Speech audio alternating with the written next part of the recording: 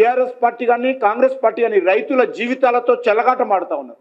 ఈ ప్రభుత్వం ముందు చూపు చర్యలు ఏమీ తీసుకోలేదు. ముఖ్యంగా సన్న బియ్యం సేకరిస్తారు, దొడ్డు బియ్యం గాలికి వదిలేశారు. దొడ్డు బియ్యం పండించేట్టు రైతుల పరిస్థితి, వాళ్ళ భవిష్యత్ ఏంది, వాళ్ళ బతికేంది ఎప్పుడైనా ఆలోచించిందా ఈ ప్రభుత్వం?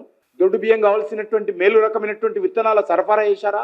ఏదైతే దొడ్డు బియ్యం ఉత్పత్తి అవుతుందో దానికి ప్రపంచంలో భారతదేశంలో మార్కెట్ ఉందా?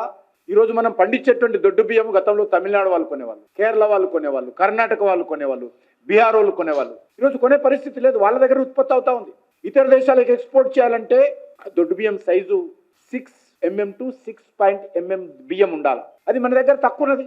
దానికి సంబంధించి ఈ రాష్ట్ర ప్రభుత్వం ఏ రకమైనటువంటి చర్యలు తీసుకోలేదు. దానికి కావాల్సినటువంటి విత్తనాలు ఆ లెంతు బియ్యం వచ్చే విధంగా కావలసిన విత్తనాలు రైతులకు ఇవ్వాలి. ఎక్కడ కూడా ఏ రైతుకు ఆ విషయం చెప్పలేదు ఈ ప్రభుత్వం.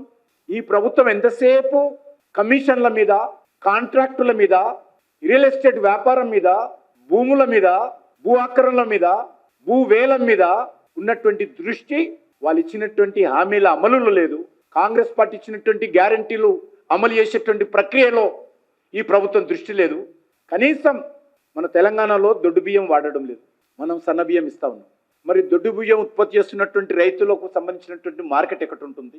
ఏ రకమైనటువంటి వంగడాలు, ఏ రకమైనటువంటి విత్తనాలు రైతులకు ఇవ్వాలి? ఏది ఉత్పత్తి జరిగితే అది ఇతర రాష్ట్రాల్లో కానీ ఇతర దేశాల్లో కానీ మార్కెట్ ఉంటుంది? ఎందుకంటే అదృష్టము దురదృష్టము కానీ దేశంలో ఏ గోడౌన్లో కూడా ఒక బస్తా వేయడానికి కూడా స్థలం లేదు. దేశవ్యాప్తంగా విపరీతంగా ధాన్యం ఉత్పత్తి జరిగింది. ఒక తెలంగాణలో కాదు, అది ఛత్తీస్గఢ్లో తీసుకున్నా, పంజాబ్లో తీసుకున్నా, మధ్యప్రదేశ్లో తీసుకున్నా, తెలంగాణలో తీసుకున్నా, అన్ని రాష్ట్రాల్లో కూడా అద్భుతంగా పంటలు పండుతూ ఉన్నాయి.